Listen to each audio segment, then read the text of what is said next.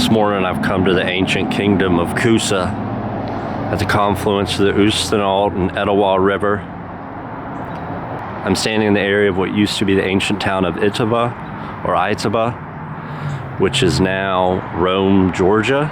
It's Thanksgiving, so I encourage everyone to read up on some indigenous history. I recommend the America's Revealed blog and the People of One Fire YouTube channel. Also along the Etowah River is the famous Etowah Indian Mound site, which is a couple miles downriver from here, close to Cartersville.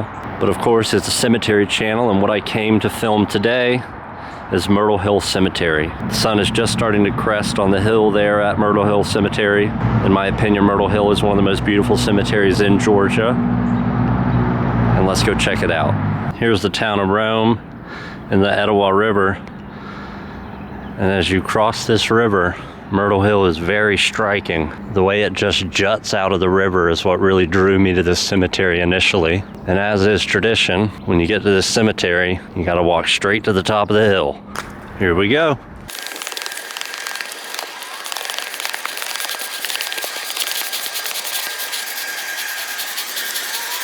Went the wrong way. Son of a bitch.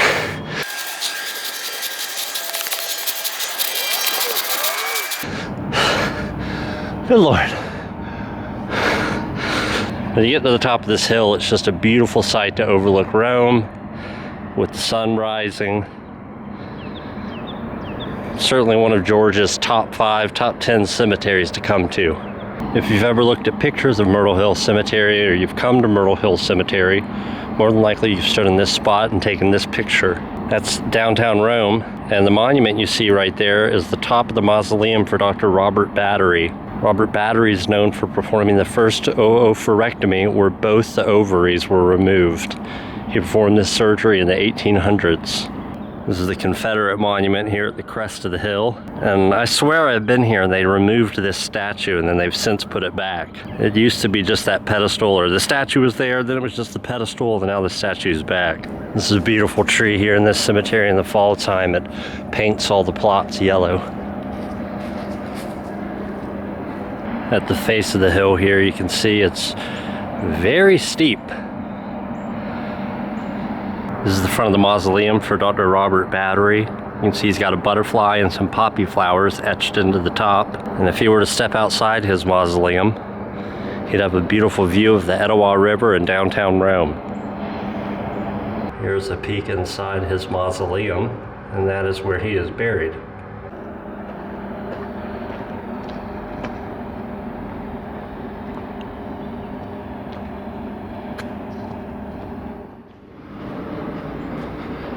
I really love winding through these paths here on the outside of the main hill at Myrtle Hill.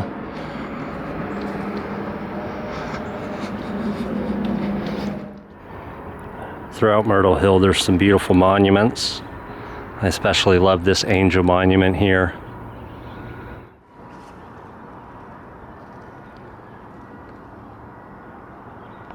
Now this is spectacular.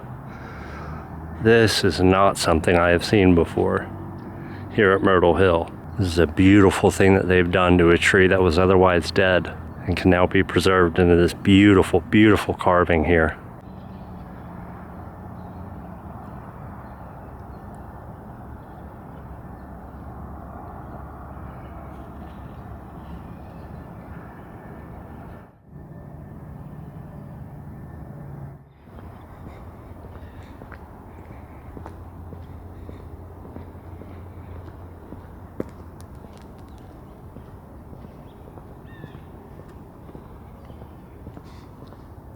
There's that carving in the background.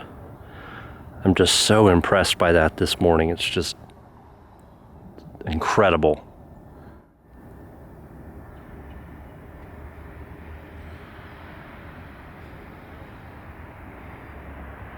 Here's something a little unique. The walls here are made of iron on this plot. So you've seen the iron fencing, that's not too uncommon. The actual walls are iron to fence off this plot, as opposed to stone that you see so often.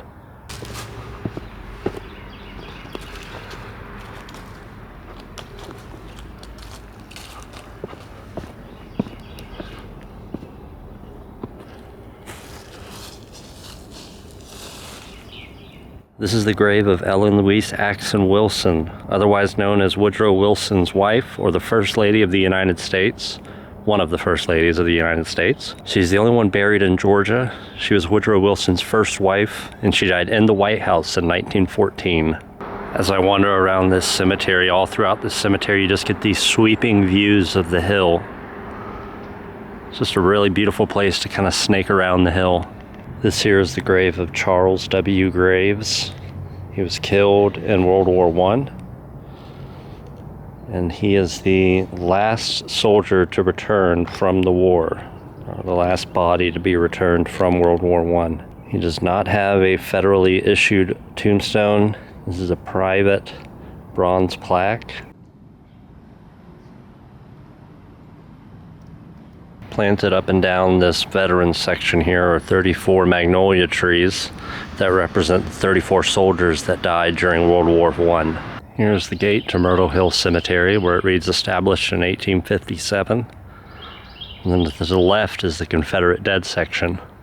One of these days I'll do a video on Westview Cemetery, but at Westview Cemetery, the Burberry holly was discovered, created, however you want to call it. And here is a good example of one here at Myrtle Hill. You can tell it's a Burberry holly because there is a single point on the leaf. It doesn't have multiple thorns. This one has a lot of big red berries. It's a pretty time of year to see one of these. This is another one of my favorite sections here at Myrtle Hill. It's kind of on the back side. I really love the moss, the terraces. Just the whole layout of the cemetery is a really beautiful place to walk around. I feel like I've preached it in almost every video I've made, but here's another great example of why you come first thing in the morning to a cemetery. The way the sun's casting its light on these statues. It's really cool. I've never seen something like this where there's individual stone letters for their name. Here's a little bit further down the hill in that same section. That roadway I was just on is one of those terraces up there.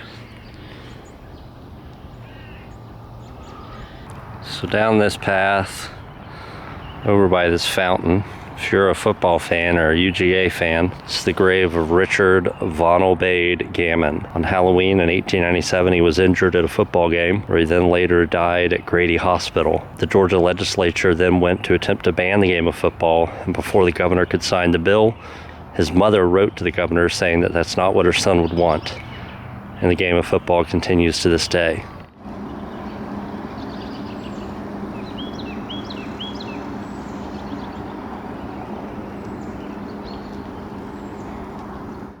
Moving on down the hill here. It's another mausoleum that's always stood out to me. And really specifically what it is the doors here. Stone mausoleum. I figure built maybe 1910. But the doors are like mid-century department store doors. Not the iron gate, but the door behind it. It's got a lock and the weird little push bar. I always thought this was kind of funny, almost like an afterthought to throw the doors on. Towards the front of the cemetery, some of the trees that are in here are just huge and beautiful.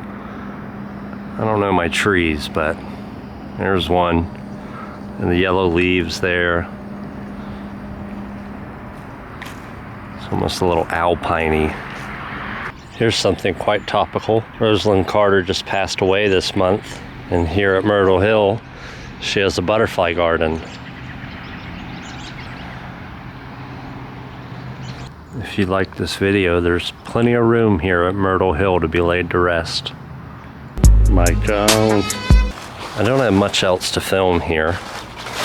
One thing I just really want to capture is just the paths that you can walk around this cemetery. It's fall, so I'm ankle deep in leaves.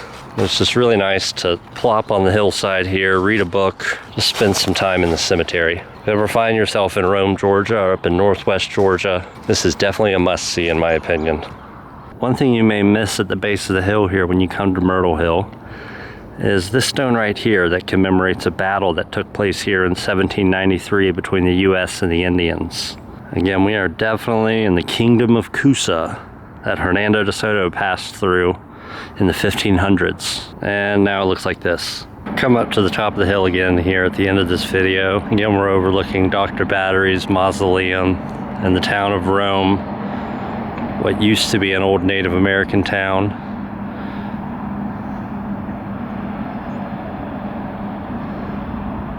Another beautiful day in the life. One more quick clip here. I'm technically in Haralson County, no longer Floyd County, but down here in Haralson County is Budapest Cemetery.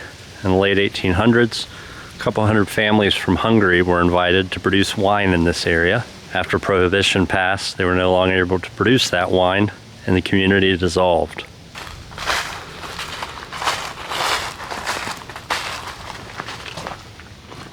One of the coolest things here that I haven't seen before are these stones are all wrapped in plastic. I assume to some measure it is to protect them. Nonetheless, it's a small cemetery.